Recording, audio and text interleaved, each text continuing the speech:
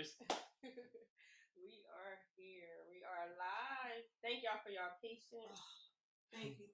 Technical difficulties. But Khalil, the man, he got us everywhere. He got us in the webcam. Yes. Got us on our phone. No. Oh my gosh! No. Let me see. Do I have to do a little bit of a switch over because of Let's hope not. All right. Okay. Yeah, I hope. Can we start? Keep talking. Something that you need us to do. All right. Yeah. So all right. So it looks like everything is running smoothly. Okay. Yeah. All right. Just sign. See yours. Mm-hmm. So you want me to go on my page? Yeah, go on your page. I'll try to just share mom. I'll just try to share mom's watch party on your page, and everybody can kind of just see everybody from there.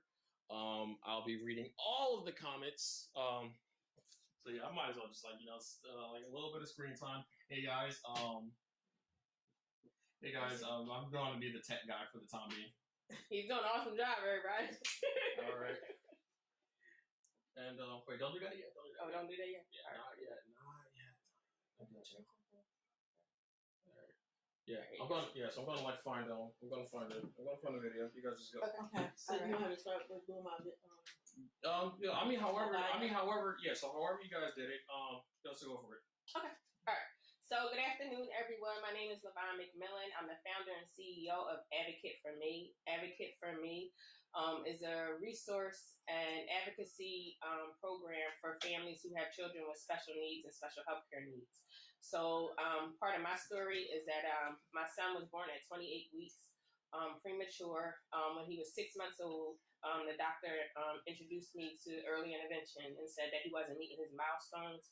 So we had specialists come to our home and do an evaluation, and that started my journey in early intervention. So he's 12, about to turn 13. So for the first 5 years of his life, we were in early intervention. And then when he turned 2, I actually started working in early intervention. I became a service coordinator. And then after service coordinator, I became a special instructor. So I've been doing special instruction for the last 11 years. And I absolutely love it. One of his therapists was like, you would be good at this job. And I was like, no, I'm okay. Because I've always been in the education field where I wanted to teach in the classroom, not knowing that God had something different for me. But I absolutely love it. So Advocate for Me was started because while I was sitting at the table with families during their IFSP meetings and IEP meetings, I realized that there was no one advocating for the parents. Whether it was mom or dad sitting at the table, they were getting a diagnosis of their children and nobody was advocating for them. And I know from my experience, I had to, even though the doctors told me what my son's diagnosis was, I had to go and do the research and look for the information and look for the services that my son needed and advocate for him. So that's why Advocate for Me was started. I am in a whole bunch of organizations and offering advocacy as like I said, as a special instructor. I'm doing training for another organization, as well as working on becoming a financial coach for families who have children with special needs and healthcare needs. So that's my spill of myself, my story, and Advocate for Me. But today I have the opportunity to be able to sit with Michele Abraham-Montgomery, and she accepted the invitation. So today would have been our annual Autism Moms Night Out. So last year, after I published my book, What About Me, I wanted to do something, because that was for the kids. And I wanted to do something for the families, for the parents whose undying, unconditional love is always for the children on a regular basis. And they don't get an opportunity to celebrate themselves. So last year, thanks to Jasmine Poole and Jamila, we came together and we celebrated some awesome moms last year. So it was about 15 of us last year. We gave them dinner. I'll post the pictures later from last year to celebrate you guys. But we sat down and we just talked about what our concerns was for our children, what goals that we wanted to see for our children, and what goals that we want to see for our families with our significant others, as well as our other families who didn't understand the diagnosis or what to do with the diagnosis. So that turned out to this year, I was like, okay, I'm gonna have another one. So we set everything up, and due to the pandemic, we had to the facility was shut down because of the social distancing. So I reached out to Michelle, I think it was last week, and I was like, can we just go live? Because I still want this message to go out to the families. And she accepted. So although we were a little delayed, but Khalil hooked us up. We all over the place. We on webcams. We got tablets all over the place. So we making sure that we definitely get this message out. So I'm going to read Michelle's bio, and then we are going to get started. So Michele Abraham-Montgomery is a seasoned child and family advocate having over 20 years of experience with the School District of Philadelphia. She attended Ashford University, majoring in psychology, and completed the state requirements to achieve a Child Development Associate Credentials, the CDA. After learning that her son had been diagnosed with autism, she enrolled in a program to learn state and federal laws for children with special needs. After successfully completing the course, she began avidly supporting children and families as a certified advocate. Michele is known for her expertise in developing a rapport with parents, schools, and community organizations. She participated in the maturation of the Philadelphia Autism Project in 2014. She was also instrumental in selecting recipients to receive grants funds that would be used by faith-based organizations and or grassroots groups who propose to educate and support the advancement of individuals impacted by autism. Michele actively identifies dilemmas as well as enlightens and empowers parents, individuals, communities, and organizations. She also helps school staff and administration with challenges and concerns identified with children diagnosed on the autism spectrum. Michele is married and is a mother of two wonderful children. Her son Khalil, who is here with us today, is diagnosed with Asperger's syndrome and is a college graduate. Currently, Michele and Khalil are the founders of a family support group called Spectrum Success 911. Her role as a parent, coach, and advocate, along with Khalil assisting with self-advocacy education, will empower, educate, and provide resources for families impacted by autism. Michele's goals are to successfully unite parents, schools, and community organizations in a union that will develop into a beneficial and ongoing bond. So before I let Michele start, I want to say thank you to Terry Matthews and Cassie because the invitation originally went out to Terry, but she had something to do today. And then Cassie was like, I got somebody for you. And not knowing that I had already followed Michele on LinkedIn. So when she gave me the name, I was like, I think I know that name. And I looked it up, and sure enough, we followed each other on LinkedIn. So we were already blessed to be amongst each other, but today we have the opportunity to share each other's story. So I want to welcome Michele and thank her so much for accepting the invitation. Thank you so much, Lvonne, for inviting me. And I am just so happy, and I just feel blessed to be able to share our journey and our story with these and friends, and just to empower, enlighten, support. You know, we laugh together, we cry together, and just so that we know that we are not alone. You know, for years I felt like, you know, I always was in this dark place by myself, and my family, you know, came through and everything, and it was hard back in 95, I believe, 96, because autism wasn't a word that was used. And actually, I didn't even get the diagnosis until Khalil was 5, because like Lvonne had stated, I was getting early intervention services, but I didn't know, you know, I knew that he was developmentally delayed, but autism didn't really, that word didn't come into our life until Khalil was about 5 or 6. And then it was like, let's figure this out. What does this mean? And the peculiar thing about autism is either it will bring a family together or it will tear them apart. And, you know, today I just wanted to, you know, like share with family, you know, some of the things that I learned and some things I learned the hard way about how to, you know, keep the family together, how to do different things, because there's no manual, and I didn't know anybody with autism. I didn't understand about how things were. When I would go in the store and I seen a parent struggling with their child, the first thing I would think is like, what's wrong with them? Why don't she beat them? Or something like that, until autism came into my life. And then Khalil, started having these behaviors. And I was like, wow, the challenge of different things. So you never know. And I share with families and parents, instead of staring, go over there and say, hey, are you okay? Can I help you? How can I help you? Is there anything that I can do? Because you never know what's going on. And might not be that child is just having some behavior issues. It might be, a little deeper than that. So instead of judging, how about let's be loving to families and to each other? So I know Michelle had some topics that she wanted to discuss today. So I'm going to go with the first topic. So the first one was losing your identity. Where is my hat? So I know both of us, we wear a lot of hats, whether it's in the community or family or, just in our household alone. So if you could talk more about losing your identity, where is my hat?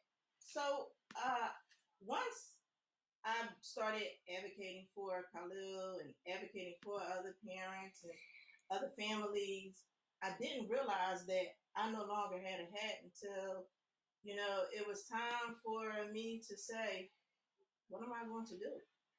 I was so used to taking care of everyone that I lost me. I didn't know where I was. What was I supposed to do? And I found that, it was very interesting, even with advocating with families, and I would have parents come up to me, and when the child would start kindergarten and go to school, and then the moms would call and be upset, frustrated. And I would be like, what's wrong? Did they have a bad day? And they'd be like, no, what am I supposed to do now? They're in school because they spent all of their time and effort into that child, making sure that they were on a routine, that they had everything, that they weren't triggered. And now that they're in school and now it's downtime, we forget how to appreciate and how to use that time. So the main thing is not to lose yourself in spite of the diagnosis and everything else going on. Just make sure that you keep a hat for you. Yes. I know that story all too often. Just to piggyback off of what you were saying, my church, we did this play one year, and I was this character. And in the character, the lady went to the police station and she was looking for a missing person. And I thought it was ironic that I had to play this character because at the end of it, the person that she was looking for was herself. Wow. And so the person that put the play together, I was like, yo, you set me up. And I was like, because that's how I was feeling at that time. I think Jordan might have been like 6 or 7. I had just had Jada, which, she was like a newborn, and then, living in the household, working, taking care of the household. And I just didn't know who I was. And I think I might have been finishing up school or going. I was in school when I was pregnant with Jada, and then I left, finished. But just finding who I was. Mm-hmm. So that play, it still sticks out to me every day. I was like, where is she? When I feel like I can't find myself, I just be like, yo, where is she? So I definitely can relate. What you were saying when you was losing your identity and where's your hat. The next topic is don't forget your first love, keeping your relationship alive. Yeah. So when I had Khalil, we were young. I was 22. Khalil's dad was 21, and we had been together since he was 15 and I was 16. Wow. So it was young love. Beautiful. And the thing is that, like I had said, earlier, that once these words come into your life, that it either bring people together or tear them apart. Mm-hmm. And it was a challenge for us because although I didn't know about autism, didn't understand it, Khalil's dad at the time did not want to accept it. And because autism is a diagnosis that does not have a face, you can't look at them and see that they have autism. And it was kind of challenging in the beginning for, my family, for myself, for Carlos there, because we were just like, I don't see anything wrong with him. And even with going to the doctors, and they would say, oh, well, I would say, he's not talking. And they would say, oh, well, boys are, slower than girls, their development, is slower. I'm like, but he's not going to the bathroom. He's not walking. And it wasn't, until like I got the diagnosis, and they said, well, he may never walk. He may never talk. He may never be able to engage with people, as a typical person. And I didn't understand, like, what does that mean? What will that look like? And at first I felt like, well, am I being punished? Like, God, I know I did some things in my, youth, and am I being punished for the things that I did? And I was really like in a low place for a while, because I felt like all of the things I had done now was coming back and on my child. Not understanding that it was a blessing in disguise.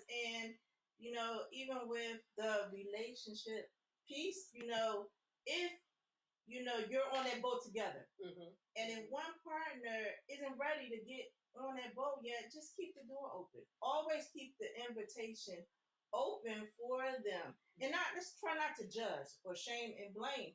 Because, even though I think Khalil's dad was Khalil was in 12th grade by the time he actually fully embraced his autism, and by then I wanted to like pick up something and bust his brains out. But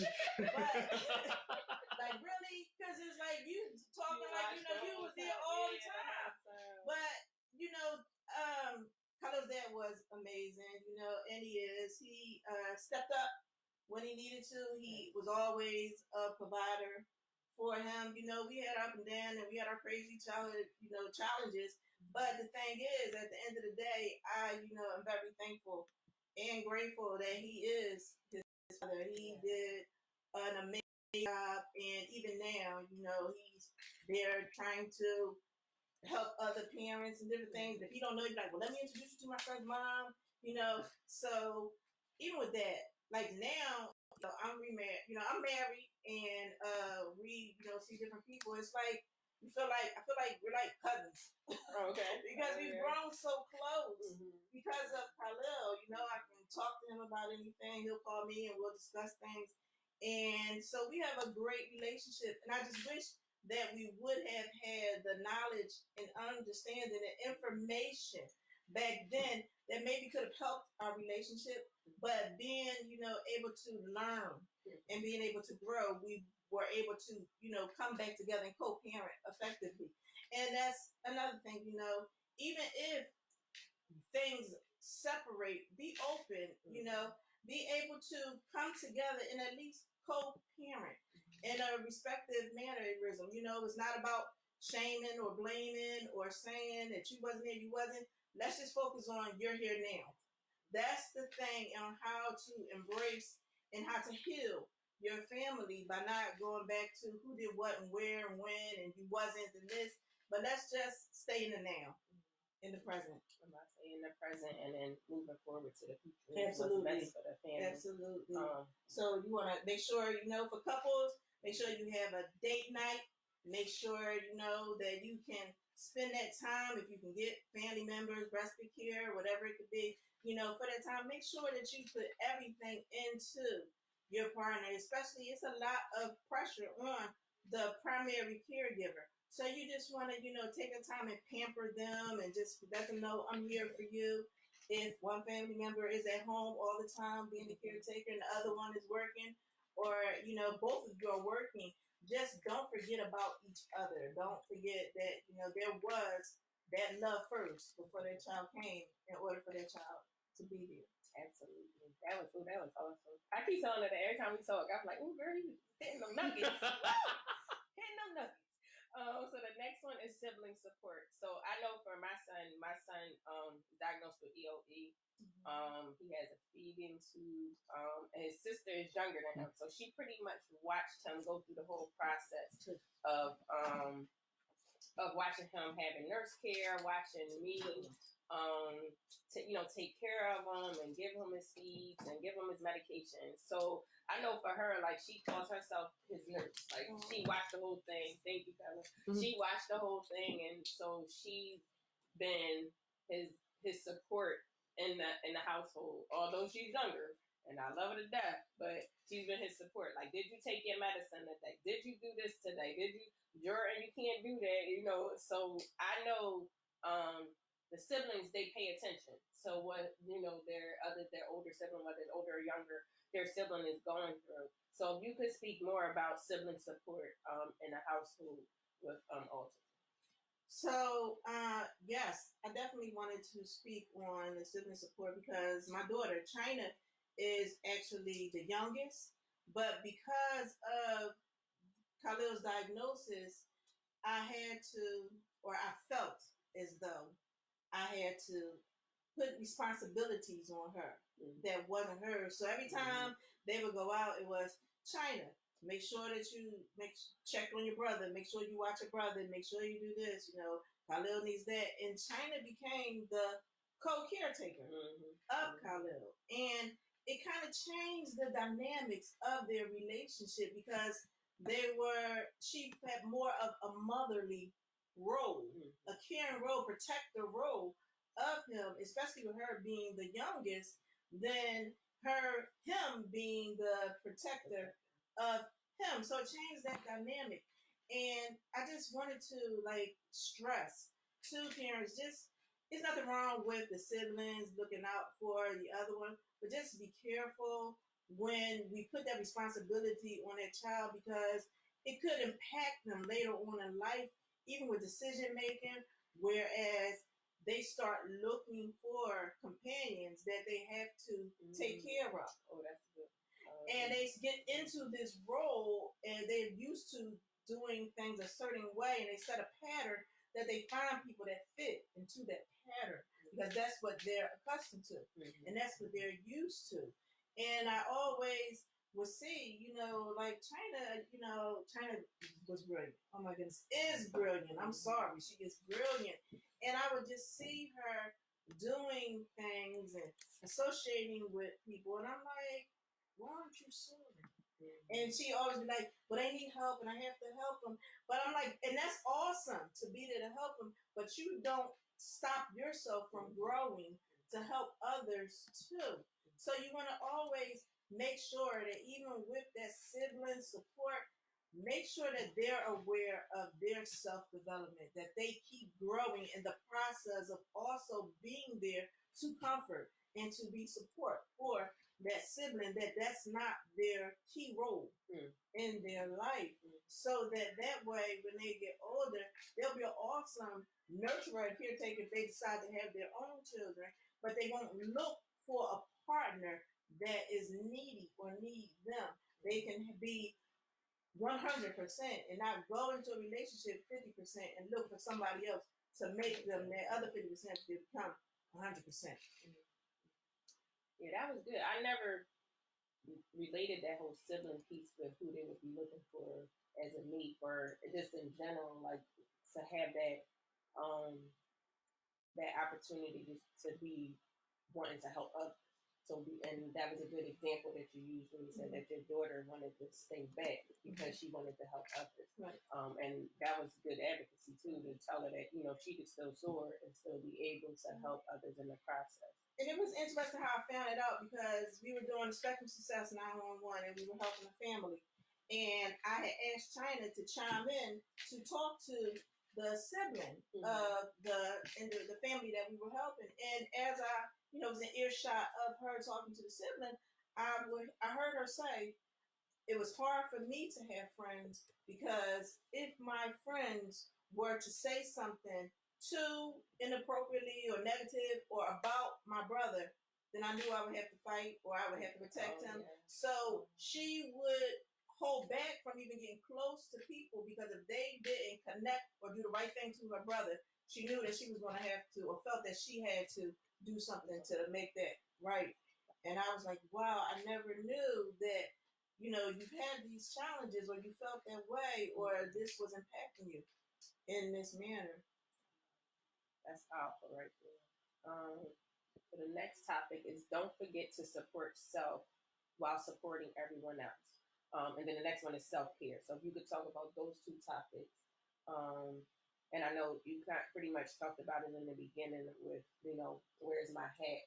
But definitely self-care and supporting yourself is very important because everybody always give the expression of when you're on the airplane and you got to put that mask on first and then you put the mask on everybody else.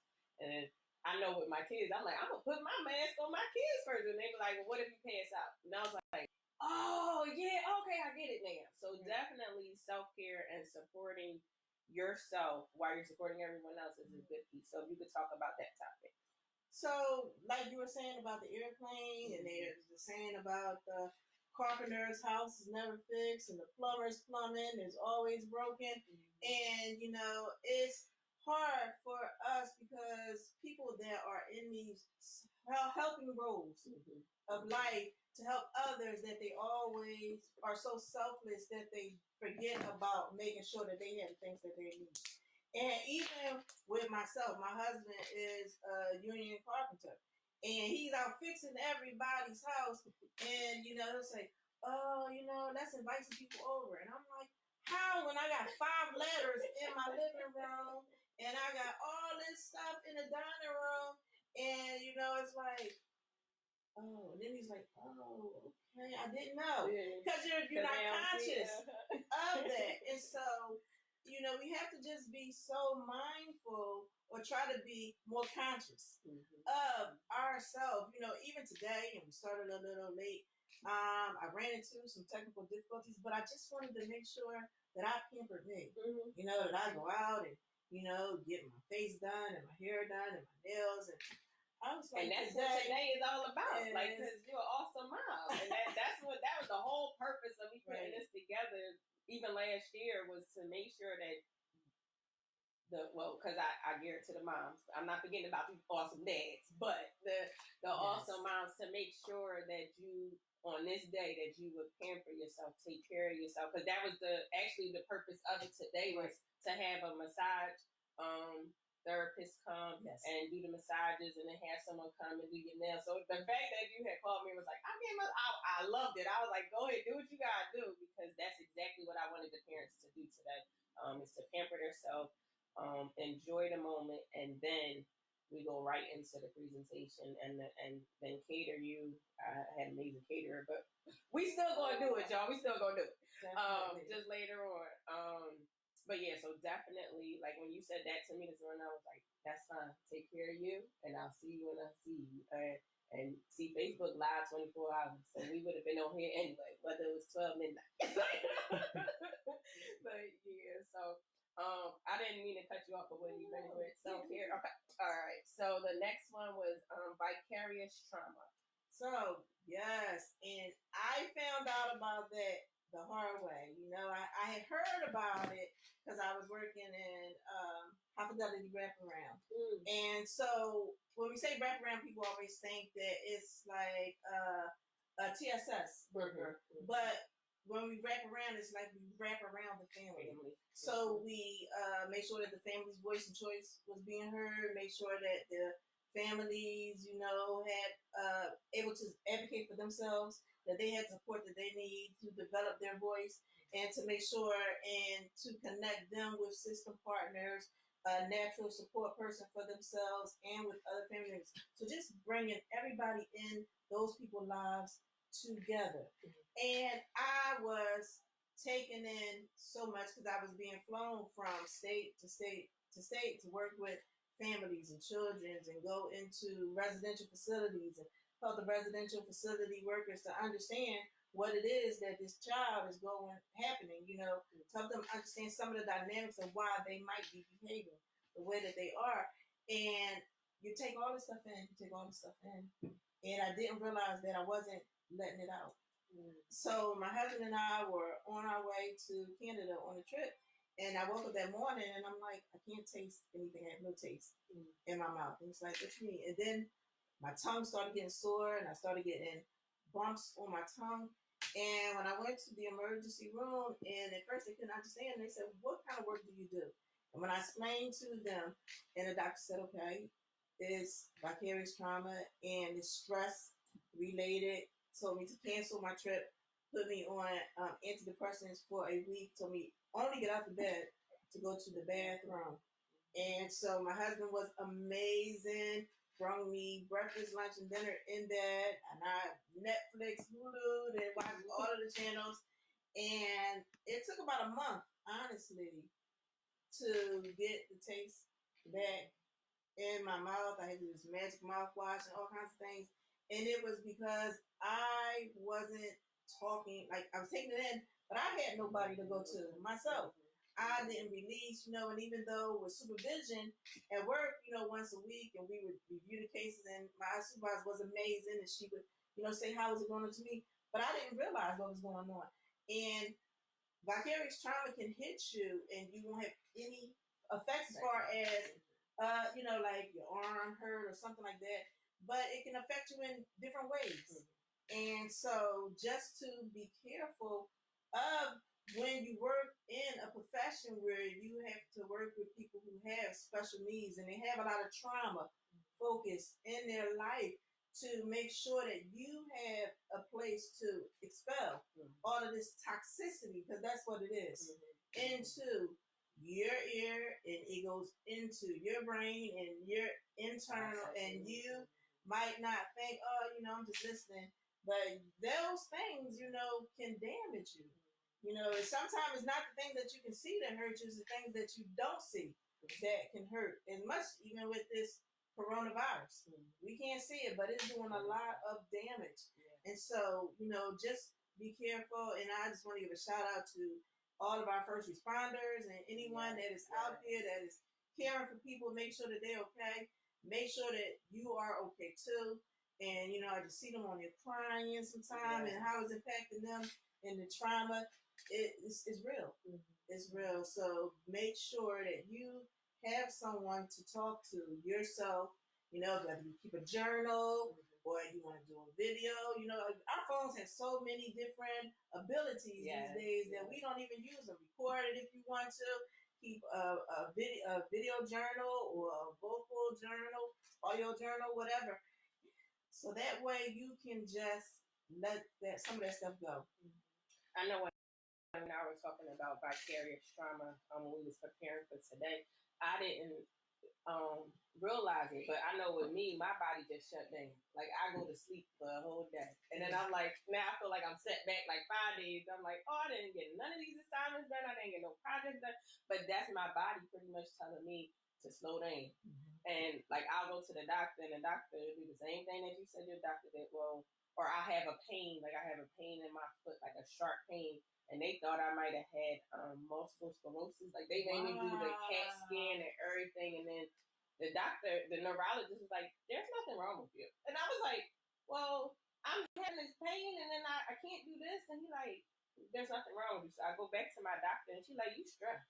I said, well, y'all just added more stress because y'all done made me do all this, but I'm glad I know that it's not the diagnosis that you thought it was, but at the same time, like, how I'm supposed to relieve this stress. And then, with personal things that was happening in my life, it just kept adding on. And I'm one of those, like, I'm an energizer bunny. I'm going to go until I complete this assignment. Yes. And I don't care if it's midnight, 1 o'clock, like, I'm going to go. Like, I just recently posted that my daughter has not slept for like the last 4 days. So right now, I got bags under my eyes because I'm like waking up, making sure she all right, trying to sleep, get up, go back to sleep, and then running all the different organizations that I'm in. I just did I did. So last week I slept a whole day. Like, I just shut down, and I slept for a whole day just to get myself together and mentally prepare myself for what I was about to. I don't want to call it a challenge, but it was like we had to reschedule our whole life. Like, now they're, in school online, my mom working from home, I'm working from home. So it's like, and then everybody is just pretty much trying to, like, I guess, like, mentally get themselves together to know what they're doing now. So I know definitely this last month has, for the family itself, has been like a vicarious trauma.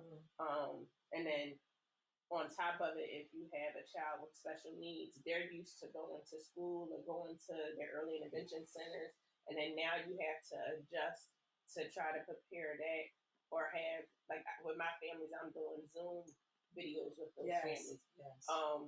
And it's different because I'm hands-on, one-on-one with the kids and one-on-one with the parents. So I know last week I did a Zoom with a family, and the baby was just waving in the camera, and I was like, "Oh, good, he remembered me." Like it's not, because he's used to seeing me in school. But that was a good experience for me to realize that even though whether I'm video or hands-on, we still have that rapport together.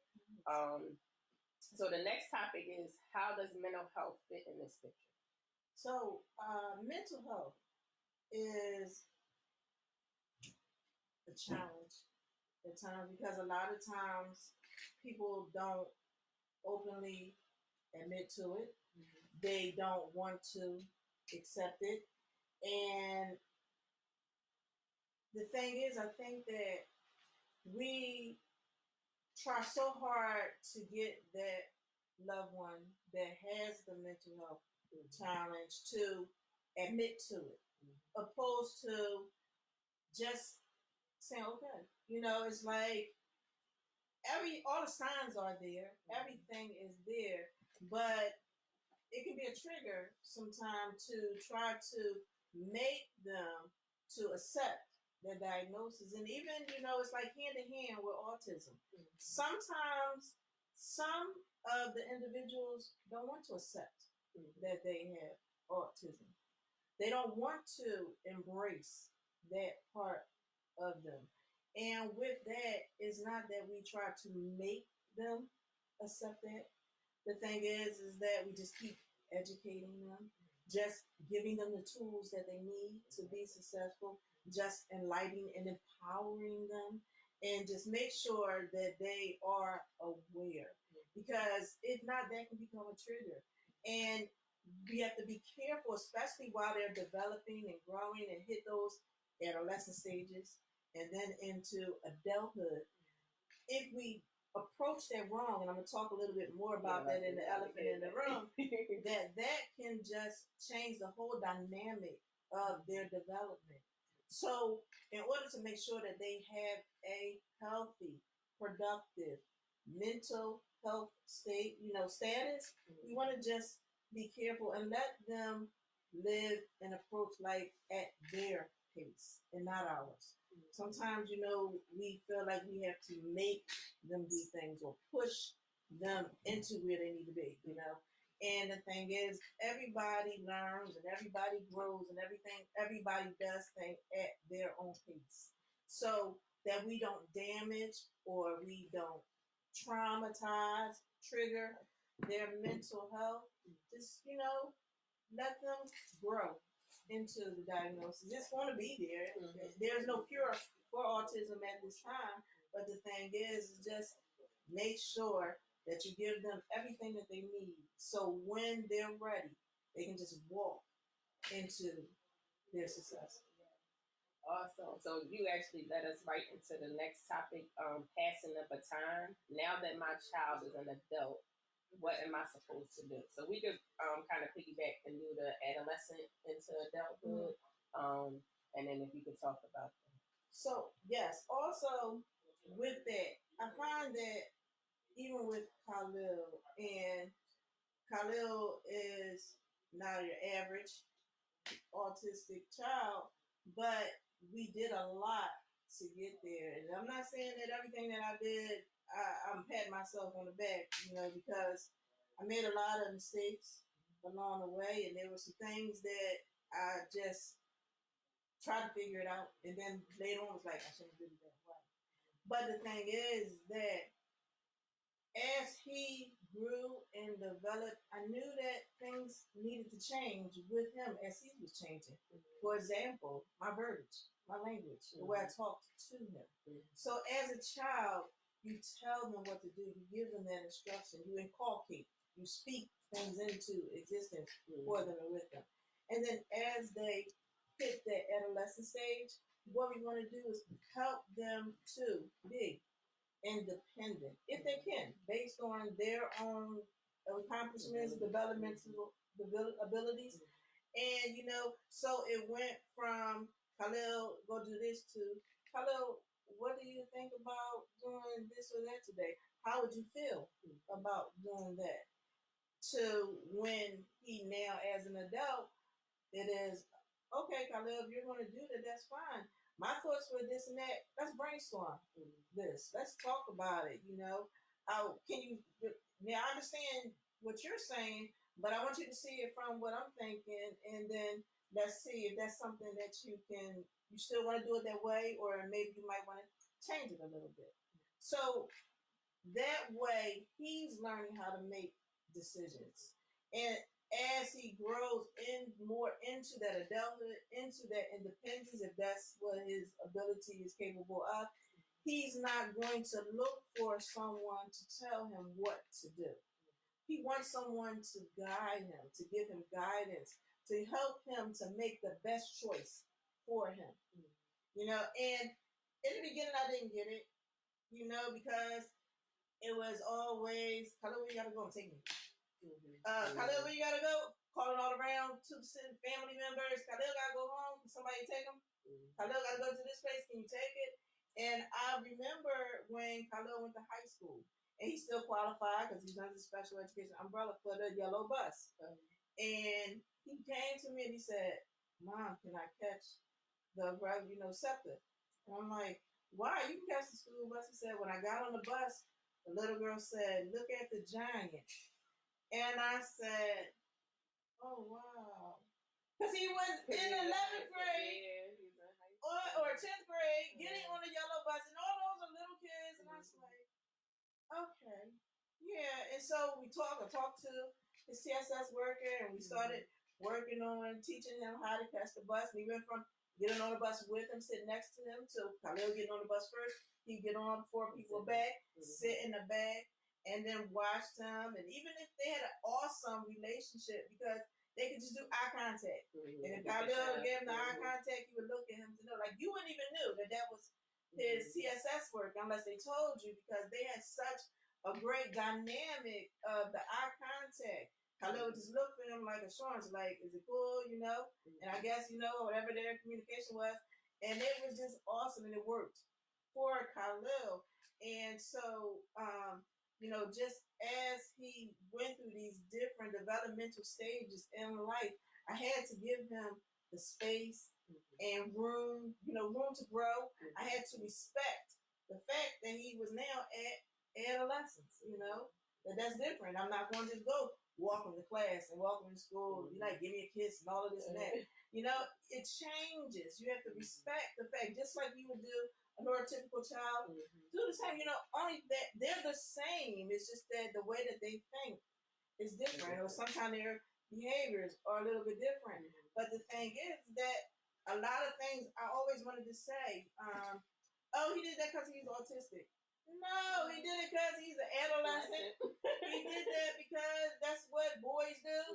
So we don't want to always want to blame things on the diagnosis, you know.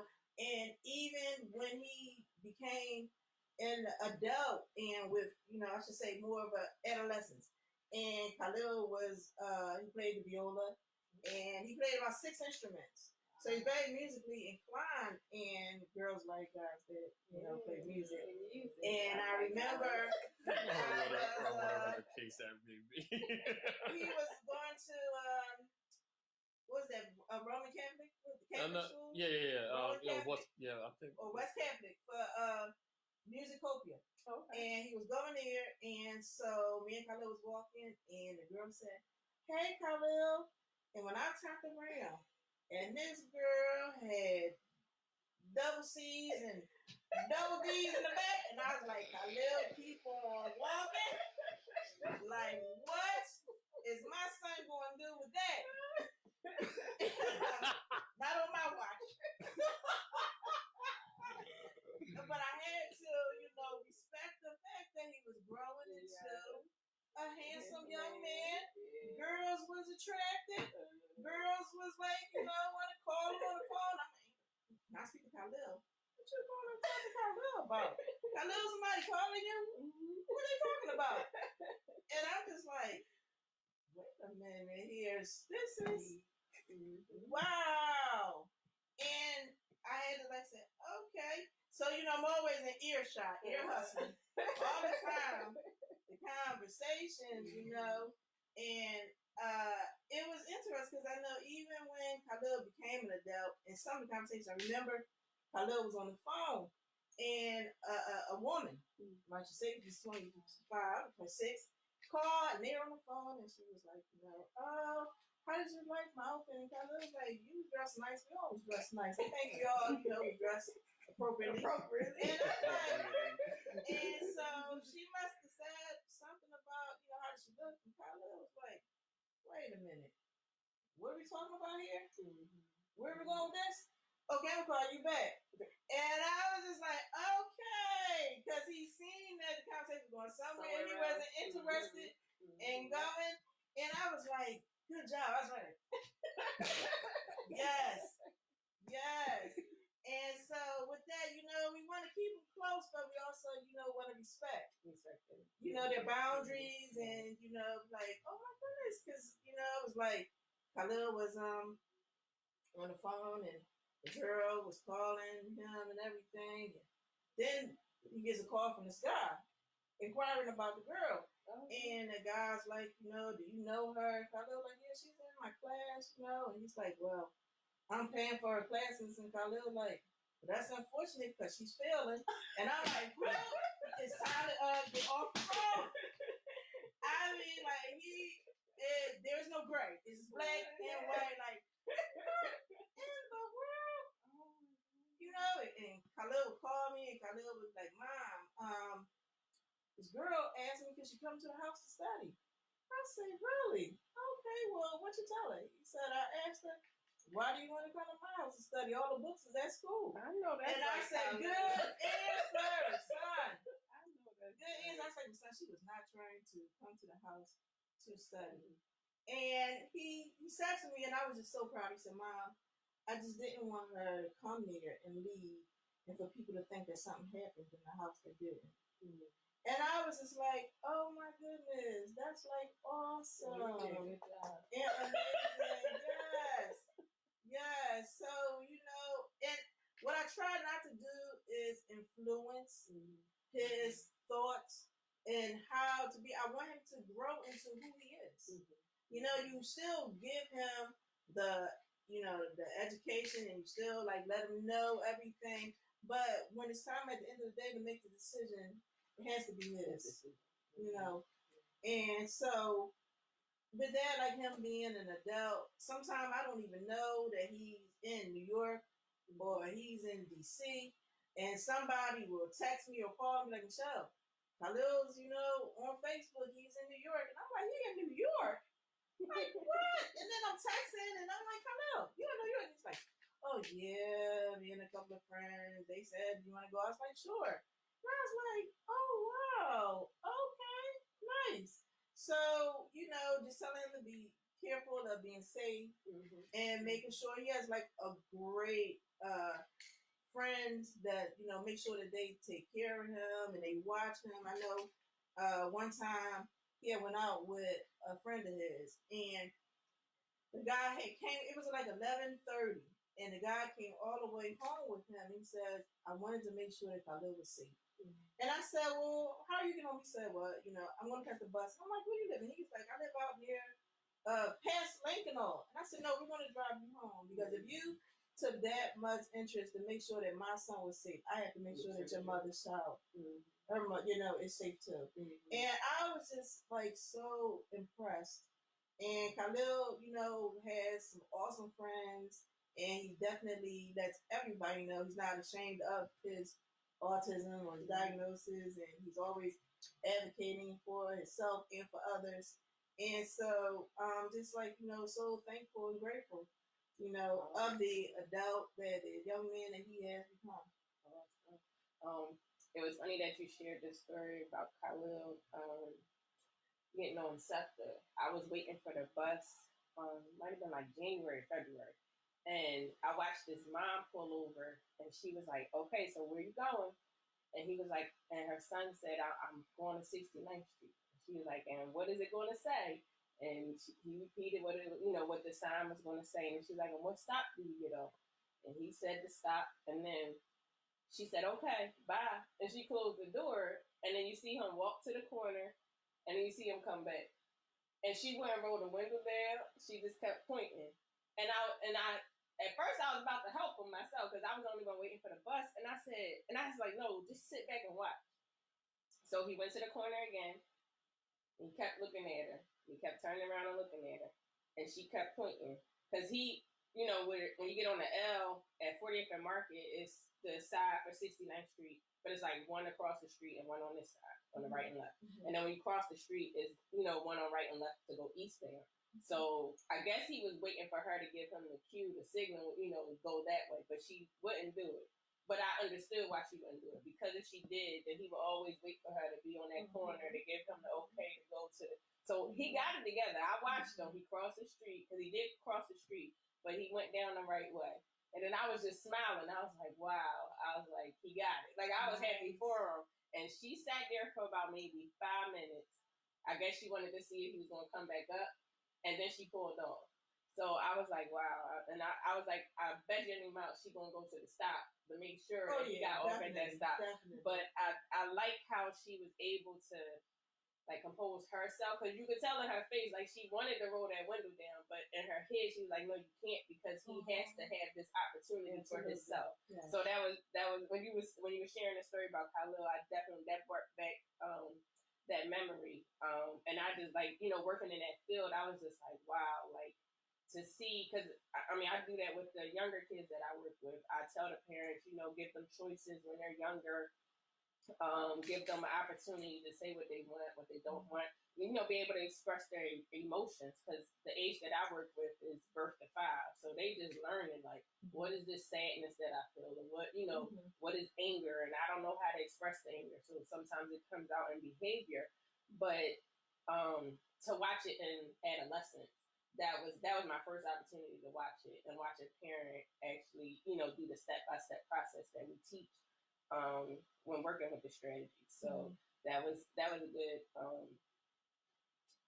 memory. And for both of us to remember, whether working in the field or as a parent. So the next one is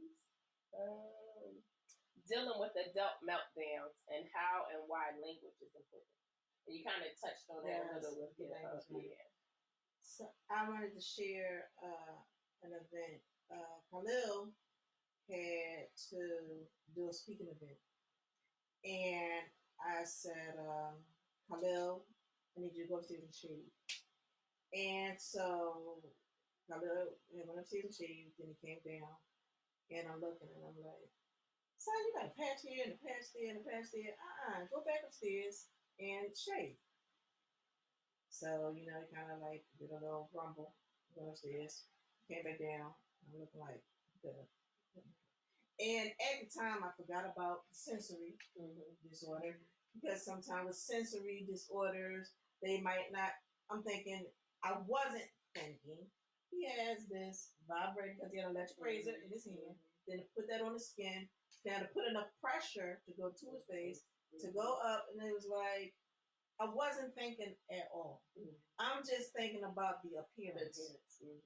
And so when he came back down, I said, forget it. Give me the razor. Give me the shape. I'm going to do it. And Khalil was like, no, Mom, I'm going to do it. And I took it and I shaved him.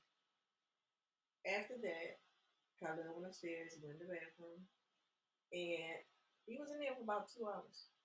And he was talking, processing, and he was just talking. So adult meltdowns are different from, it's not like they might fall out or whatever, hit their head, not all the time. That's not always what a meltdown looks like.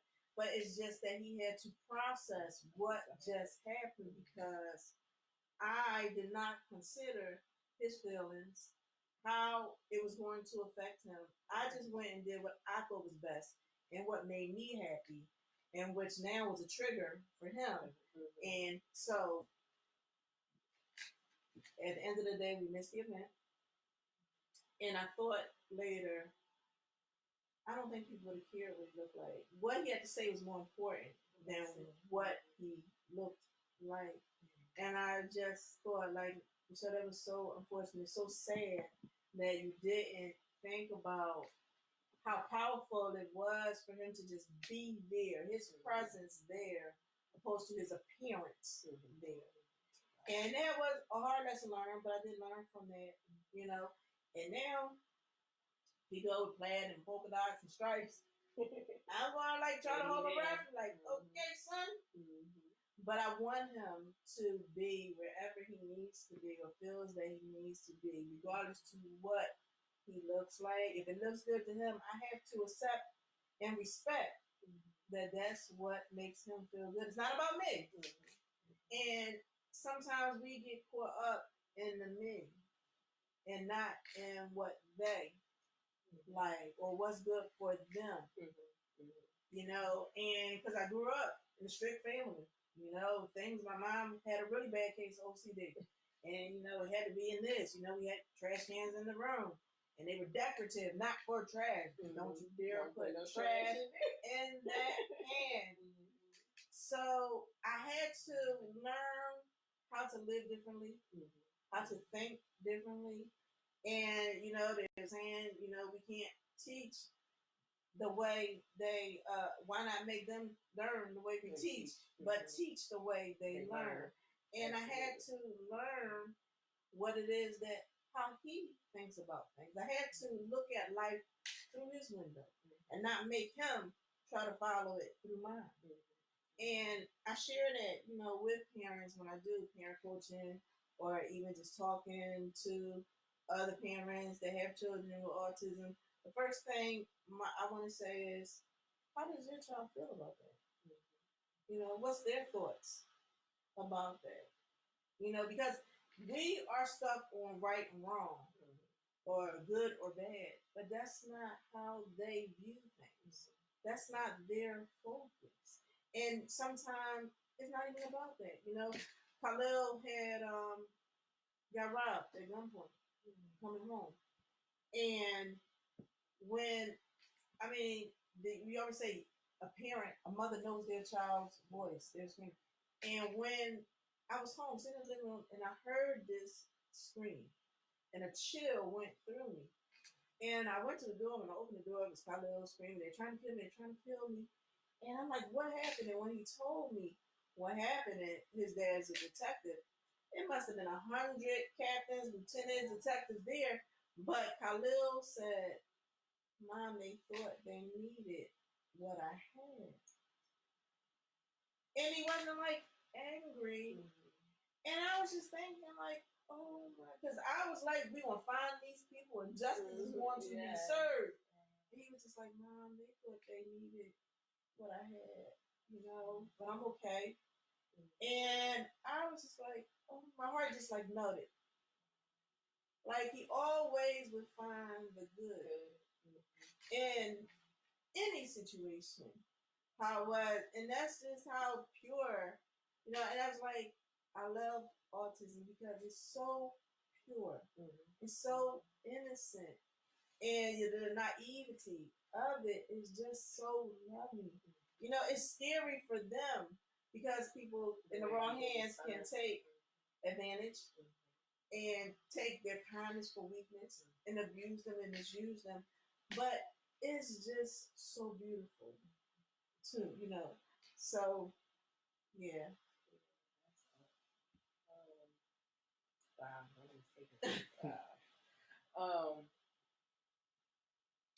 okay, I'm gonna go to the next one. I'm about to cry. Only because to hear Khalil respond like that, because they thought they needed what I had. Like, so he was looking at it, not that they took from him, but that they needed. And then like that's why I was about to cry.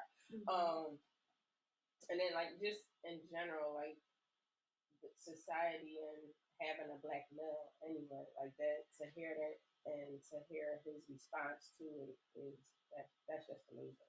That's just amazing. Okay, I'm going to the next one. Now that you're an adult, the sky is the limit. So allowing your child to be emancipated from the whiteboard. Okay. I know we talked about this briefly when we was talking. So y'all. Our children, a lot of us, we had a whiteboard, and some of them every 5 minutes, every 15 minutes, every half an hour, every hour is written down what that child should do every day. And they always say, well, people with autism have challenges where they're difficult with transitions. So you can't just change things. And I know, like, when Khalil was little and he used to catch the school bus, and one day, I don't know if the bus broke down or whatever the case was, they sent another bus. And the bus came, and Khalil was like, not getting on that bus. That's not 2437, whatever. And I was like, boy, I don't care what number's on that bus. You're getting on it today because it stopped in front of the door. And he had a meltdown. And, I was just like, you're getting on the bus. And he knew he had to get on the bus because that's the time it was supposed to come. But it wasn't the bus. So it was just hard for him to get on. And it was like he was looking at the whiteboard like, okay, this is the right time. Watch, it's the time. But that's not the bus. And so everything on that whiteboard was like the Bible. It was like written in stone, like it had to happen. And that's why I hated holidays and different things. They would pull the street off because now the bus has to detour. And he would have a meltdown because the bus detoured. So I remember when Khalil was in the 12th grade, he had graduated from school. And I said, son, you're 18 now, you graduated from high school. I'm going to give you the opportunity to go wherever you want to go, be wherever you want to be, wherever you want to be there. And I erased that board. And Khalil almost passed out. And I was like, son, if you want to live like this, then you're going to have to keep it up. But I'm no longer going to do this for you. And ever since that day, like even now, I have to call, text, Khalil, where are you? What are you doing? Where are you going to be? Because I can't look at the board anymore and know Khalil is at this place at this time. And it's just like, once we erased it though, and he recognized and realized the sky was the limit, he was in other states. He was in other places. If he could go to another country, he would. Oh my goodness. He just loved to go out and be out and just be everywhere. And so, talking to other parents, I just try to help them to understand let's not enable our children. I think it's more scary for us than it is for them. But it's okay if you move something and it doesn't work out, put it back. But the thing is, try it. You don't have to do the same thing forever because they'll never be able to experience new things. Even with, like, Khalil had an Eagles hat and an Eagles jacket, I think his dad had one. And I switched it one time, and he was like, he could not wear that jacket without that hat. Oh, and he had, I think, a bananas and pajamas hat that my sister had bought him. And it was, they're not conscious of it when the seasons change. So he had his winter hat on, and my mom came to pick us up. And my mom said, Michelle, why you got that wool hat on that baby? And I was like, Mom, please. The whole way to the store, she cussed me out. I said, all right, Mom, I'm running the store and come back. Well, she must have tried to take that hat off while I was in this store. When I came back, she was sweating. He was sweating, but he had the hat on. And she's like, let him wear the hat. I was like, I was trying to tell you that. And it's like, pick and choose your battles, parents. It's okay. Even with Khalil being an adult, even now, there's some things he still do. Like, I know when I see Khalil, I want to see a book bag. I want to probably see a vest. I want to see a hat of some kind. There's certain things I know I'm probably going to see when I see Khalil. And I remember one time I seen Khalil and said, Mom, I said, wait, Khalil, you don't have your hat on. He says, yeah, But I tried to go out without it today. And I was ready to like cry. And I was like, yes, oh my goodness. And he felt comfortable enough to say, I'm going to try not to do these things because they get so used to doing the same thing over and over. So just, applaud them and just, give them all kind of accolades and all kind of cheers and supports. And when they do, just say, hey, would you like to try to not do something that they normally do every day? And if they say no, they say, okay, I'll try. Even if they do it for 5 seconds. Oh my goodness, yes. Because that's how we help to nurture them, help them to grow, help them to explore, so that way they'll be open to try new things. I love the fact that you said that you wiped the whiteboard because that gave him an opportunity to use his skills, and you didn't put any limits on it. Like, you gotta be here at this time, at this place, and it allows him to see the world, because some people might put on there that you only going to school, you coming back, and you're gonna come back in the house and go on your room. But he's never going to experience anything else. And we got this beautiful world out here. Well, now we can't go out now, but when we can go back out, Yes. that they can explore and learn. Like, I love the fact that you allowed him to be himself and to be an adult. So I definitely give kudos to you, because, like you said, it's more of a challenge for the parent to let go than it is for them to go and experience what they want to experience in life. So I definitely, because I know it's a scene in the children's book that I wrote where the mom was dropping the child off at the child care center, first time in child care, and in the book he's not diagnosed yet, but it's a scene of her watching him in the classroom setting, and he's having a meltdown.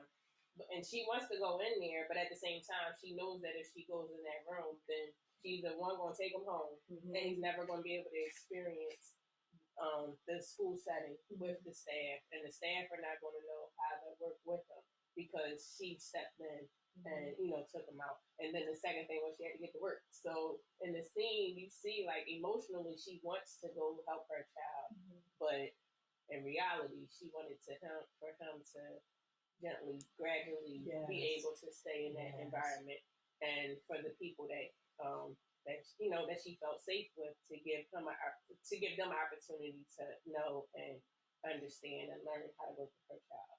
So definitely, because I know I do have some parents that I encounter, and their child is in that, like, 12, 14, 15 age, and like, I don't know what to do with them. And then, being if it's a single parent, and the father figure is not around, then, or they don't have a male figure around, then it's kind of like, he's a boy, and I don't know what to say to him, or, how to, what emotions he's feeling, or, what challenges he may be facing. So definitely, Sorry. no, that's all right. No, that's all me. That's all me. Definitely being able to have that ability to process and relate to them. Like one of my friends said, like, one of my friends actually, like, after a post said that, like, I had the purest soul. That's so sweet. I'm so bad. We were just going through the comments.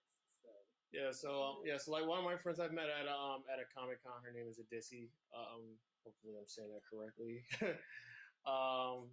So yeah. And I don't know how I can, like, zoom this in or anything. Oh no! I mean, that's fine. I just give a shout out, like, thanks so much. But like the rest are just the first two. So Icy was like saying hi. Mina was saying hi.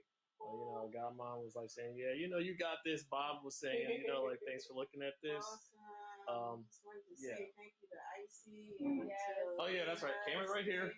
Icy is Mina, Paige, Trina, and that's the names that we can say. Yeah. I'm like, I wish there was, like, a way you could, like, see the viewer count though. Yeah. Okay. But it's fine, and I know a lot of people also go on the replay. Yeah. So just make sure that you reach out, and we make sure that we'll give you our contact information at the end. So we got two more. I think it's two more. 3 more topics. Okay. And then, so the next one was... Wait, got another response. He was incredibly social. Oh, yeah. Well, you mean like when we first met at J1? Yeah. Oh, yeah. Who's that? Adissy. Oh, Adissy. Yeah. Awesome. Okay. Mm-hmm. Sorry, no problem. Next question. Right. So the next question is, what are my child's triggers? Okay. And I got and or am I? Oh, that's a good one. What are my child's triggers and am I a trigger? That's right. Good. So, oh my goodness, yes. And I think the latter portion of that is a hard pill for us parents to swallow. Am I the trigger?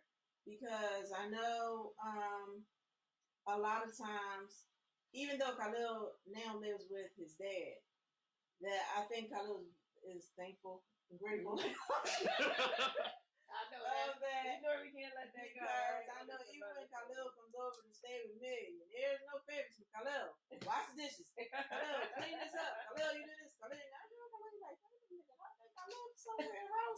Right? Because like, you still home. You come here. And so, and I think because his dad, is more hands off. He only steps in when he has to. And I think that's part of his line of work, being a detective and different things. They observe more than they, have to do, unless it's absolutely necessary to actually do something. But like for me, who do you talk to? Because I'm ear hustling. I'm like, who's that? What's going on? Hello, what you watching? What you doing? So, it's just as a parent, see, being able to recognize Jimmy Khalil, be like, okay. I've never ever heard Khalil yell. I've never heard him I never seen him get mad. Khalil took, he learned emotions through music therapy. Okay. And so they use different instruments to express happiness, sadness, anger, different things. I never seen him angry. I think China did because she used to always steal his phone. But I never seen Khalil angry and always or mad. He might got frustrated. I never seen him mad. And I always wondered, like, does he know how to express being mad? And I'm sure he does. But it's just he doesn't. And it's always like, okay. And most of the time, and that's one thing I love about autism, because you don't have to do anything. It's like their conscience will just automatically do it, and you say, like, Khalil's intro, and I'm just, like, you're like, okay, like now I've been forced them to do it. And they're like, okay, this and that. And it's like so funny because they can't, like, not, and you have to be careful, like, not to push the button because you can, and that's what would cause them to do self-injury. If we were to try to make them do something that they weren't naturally wanting to do, or that they didn't want to do it, or force them to do something that they didn't feel comfortable with doing, then that could cause the trigger and cause the meltdown. So I'm hoping that parents being around their child recognize, okay, so these are certain things, and it changes. Yes. It changes, because I just realized now that Khalil, if he's nervous sometimes, he'll start clearing his throat more. And I'm like, when did you start doing that? That's new. And we went through different stages, I think, because, like, when he went from adolescence to adulthood, I think that started a lot of anxiety. And he developed motor tics. Okay. So his head would jerk. Hello, your head jerking? Like, no, I'm just cold. And I'm like, all right. But it got to the point where when his head would jerk, it would hurt his neck. So we had to go to the neurologist. And we found out that he was, had the motor tics, which is also in the Tourette's family. And so, just to be conscious and cognizant of the behavior. Sometimes you don't have to always say something about everything, but just to like watch them and, maybe at a later time say, I noticed that, sometimes you might do this or you might say that. Can you help me to understand why you said that? Or when do you think you do that? Opposed to, Why'd you hit? You jump something wrong with you? Exactly. And it's like now they gotta automatically try to defend, and then anxiety goes up, and then it goes into a meltdown, more or less. So just the verbiage, being careful of that.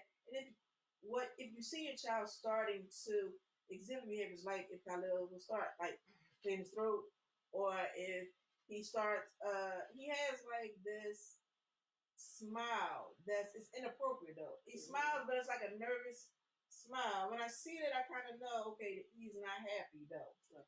So kind of just being able to tune into those social cues, and watch the verbal and the facial expressions and different things like that. And then to say, are you sure everything's okay? Just act opposed to shaming and blaming or assuming. Let's try to be more of a guilt, or not guilt, more of a judgment-free zone. Yeah. Judgment-free zone is the word I'm looking for. Ask them, say, what's wrong? What's happening? Do you know what's happening? Can you help me to understand what's happening? Because when you say what's wrong is negative. You already have drew up the assumption that something negative has happened. So, in verbiage, English, language is so important, because the English language, one word can mean a million things. So we have to be careful, because you might say one thing and it's interpreted 100 different ways. So that way, when you have those open-ended questions and, thought-provoking questions, to ask them, it looks like to me that you may be getting upset. Is that what's happening? Or help me to understand. I'm not sure what I'm seeing right now. Can you help me understand what's going on right now? Can you help me to understand? Like, I want to see things from your view. Help me to see that. So that way you're not judging, and you're opening up that line of communication where they can express it. I don't want to assume that you're angry. Can you help me to understand how you feel right now? Do you know how you feel? And I think that even with whiteboards, use those, and emojis are amazing though. Yeah. Use the emojis to do, like, if they're not verbal or just embarking that verbal part, then use emojis.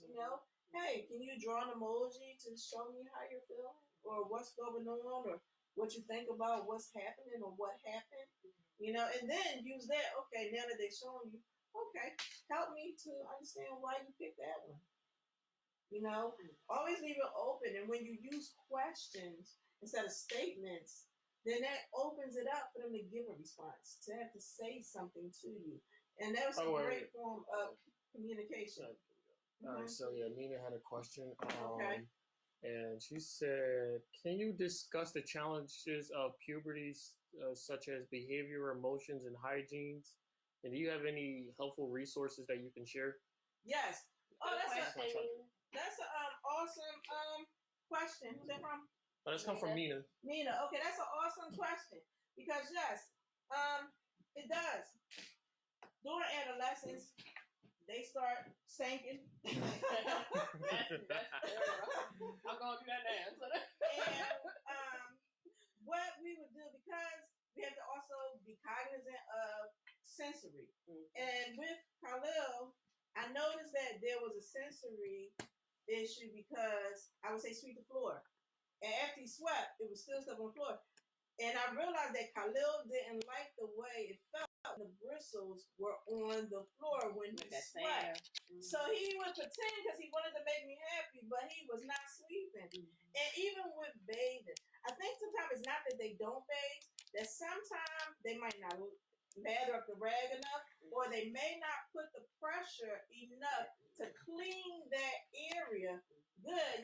If you gotta say lift stuff up and move stuff to the side and wipe underneath, do whatever you have to do. And I think Khalil kind of got it, because he didn't want me watching. I'd be like, if you come out and you're not smelling right, get it back in. I'm at the watch. I'm at the watch. I'm gonna say, lift it up, move it over, tuck it to the side. He'd be like, what? And I'm like, If you're not doing it right, I gotta make sure I can't have you going outside and people coming to me. Man, you smelling bad? We're not gonna have that. So, don't do it that way now. Yeah, don't do it that way. I'm gonna do that now. I'm like, the thing is that, it's trial and error, but also understand that if you realize that they have sensory issue, then get a brush. They have all kinds of brushes, loofahs, sponges, all kinds of things now that away from them actually having to feel different things. If they don't like the texture of something, then you can get the loofah on the stick, and that way they're just feeling that thing, And even so, just have a conversation. I'm not, you're not smelling fresh when you come out the bathroom.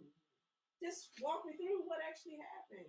Like Bill Cosby used to say, and it was funny. Like when you got in the tub, did the water hit you? Don't just say get in the tub. Turn on the water. Put the soap on the rag. Put it under your arms and rub. You have to give them step by step. And even with adolescents, you can start around 10. Matter of fact, I think they start thinking at 10. But a little bit older, younger. But just talk about, your body goes through puberty and you develop these glands, and the glands have a liquid come out, and that's like maybe perspiration, and sometimes it has an odor. Listen, they will understand that 1 for certain and 2 for sure. They understand. Oh my goodness. And they be able to break down to another way, like, whoa, that's kind of deep to me. And I'm like, I didn't know that. So don't be afraid or ashamed to just explain what the transformation the body's going through, and what is, happening, and what they need to do to make sure that their body stays in shape. And that, if you want girls to be around, you got to make sure you're smelling good. If you want people to be around, you got to make sure you're smelling good. Wait a minute, so just being cognizant of that, and even with sharing, I'm gonna say that for sharing their lives with other people, though. Mm-hmm. But just had a conversation. Even have an excellent form of communication. A lot of things to say, because a lot of words are used like over my head. Like, I know that you don't understand, Mom. It's okay. And I'm just like, okay, but a lot of times I don't know, but I'm just sitting there like, okay. Just to give him to know that no matter what I say, my mom's always going to be there to listen, to hear. And he knows I don't understand, but I'm taking that time out, because this is just for you. And they appreciate that. And they really, they love it, because that's how you show that you love them, Oh, wow. And I know that one time I had just got my